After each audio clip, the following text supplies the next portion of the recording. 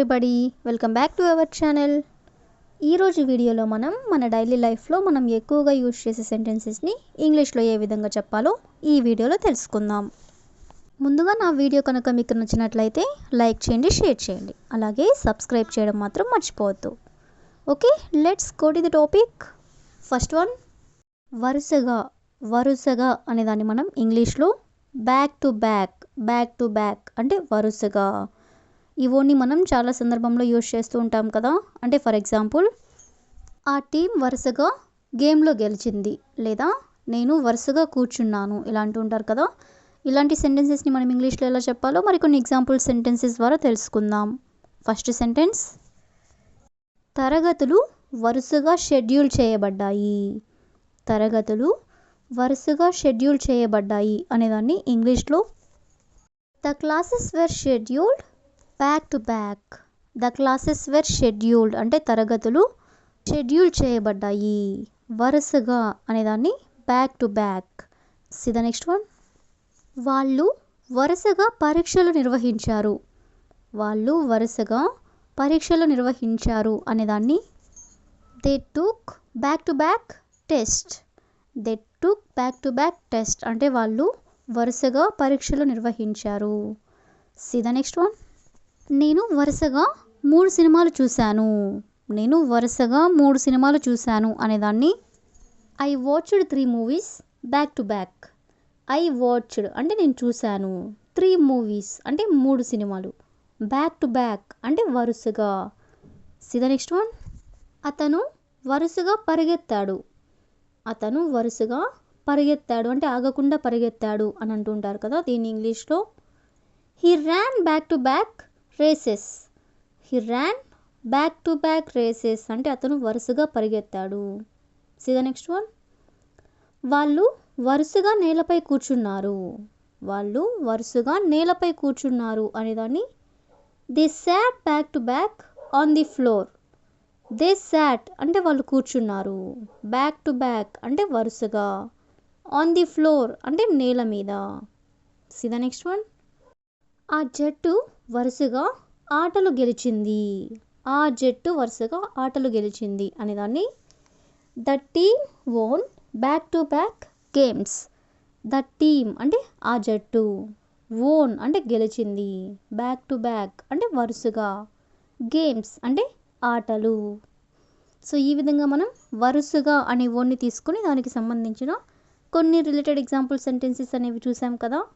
Next one చూడండి, ఇంతకు మించి నేను సహాయం చేయలేను, లేదా నేను ఇంతకు మించి సంపాదించలేను అని ఇలా అంటూ ఉంటారు కదా. అంటే ఇంతకు మించి అనే వర్డ్ని తీసుకొని దానికి సంబంధించిన కొన్ని రిలేటెడ్ ఎగ్జాంపుల్ సెంటెన్సెస్ అనేవి చూద్దాం.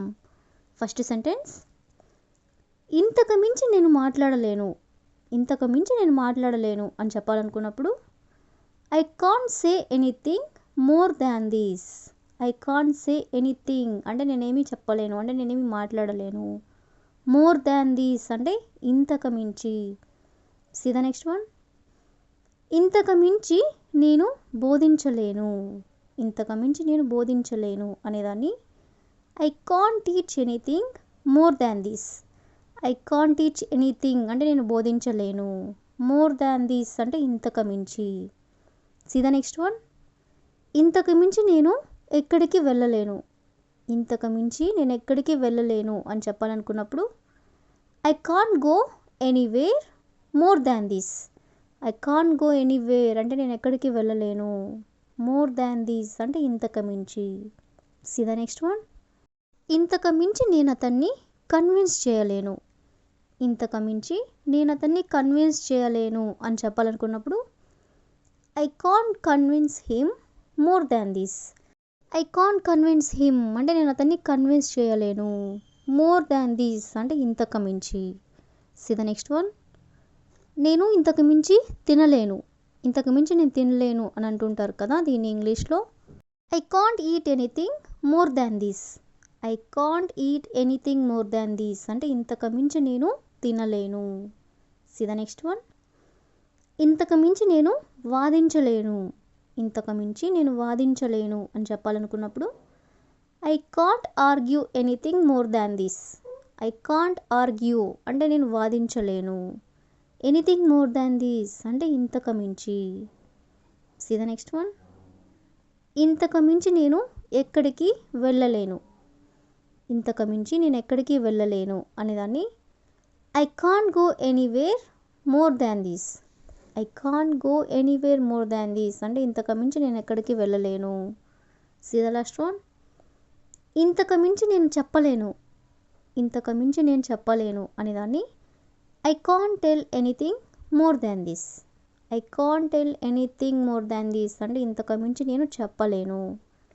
సో ఈ విధంగా మనం ఇంతకు మించి అనే వర్డ్ని కూడా తీసుకుని దానికి సంబంధించిన కొన్ని రిలేటెడ్ ఎగ్జాంపుల్ సెంటెన్సెస్ చూసాం కదా. నెక్స్ట్ వన్ చూడండి. మా స్నేహాన్ని ప్రత్యేకంగా చేసేది నమ్మకం.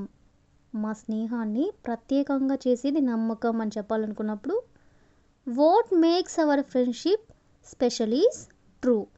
What makes our friendship special is true అంటే మా స్నేహాన్ని ప్రత్యేకంగా చేసేది నమ్మకం. See the next one. ఆమెని ప్రశాంతంగా చేసేది సంగీతం. ఆమెని ప్రశాంతంగా చేసేది సంగీతం అని చెప్పాలనుకున్నప్పుడు what makes her calm is music. What makes her calm is music అంటే ఆమెని ప్రశాంతంగా చేసేది సంగీతం. See the next one. కథని ఆసక్తిగా చేసేది ముగింపు. కథని ఆసక్తిగా అంటే ఇంట్రెస్టింగ్గా చేసేది ముగింపు అని చెప్పాలనుకున్నప్పుడు what makes the story interesting is the ending. What makes the story interesting is the ending అంటే కథని ఆసక్తిగా చేసేది ముగింపు. See the next one. టీమ్ని గొప్పగా చేసేది టీం వర్క్. టీమ్ని గొప్పగా చేసేది టీం వర్క్ అని చెప్పాలనుకున్నప్పుడు what makes this team great is team work. What makes this team great is team work అంటే టీమ్ని గొప్పగా చేసేది team work. See the next one. వారిని విజయవంతం చేసేది కష్టపడి పనిచేయడం. వారిని విజయవంతం చేసేది కష్టపడి పనిచేయడం అని చెప్పాలనుకున్నప్పుడు what makes them successful is hard work. What makes them successful is hard work అంటే వారిని విజయవంతం చేసేది కష్టపడి పనిచేయడం. See the last one. ఆమెని బలంగా చేసేది క్రమశిక్షణ. ఆమెని బలంగా చేసేది క్రమశిక్షణ అనేదాన్ని what makes her strong is discipline. What makes her strong is discipline అంటే ఆమెని బలంగా చేసేది క్రమశిక్షణ. సో ఈ విధంగా మనం చేసేది అనే వర్డ్కి సంబంధించిన కొన్ని రిలేటెడ్ ఎగ్జాంపుల్ సెంటెన్సెస్ అనేవి చూసాం కదా. So that's all for today. I hope you all like this video. Thank you for watching.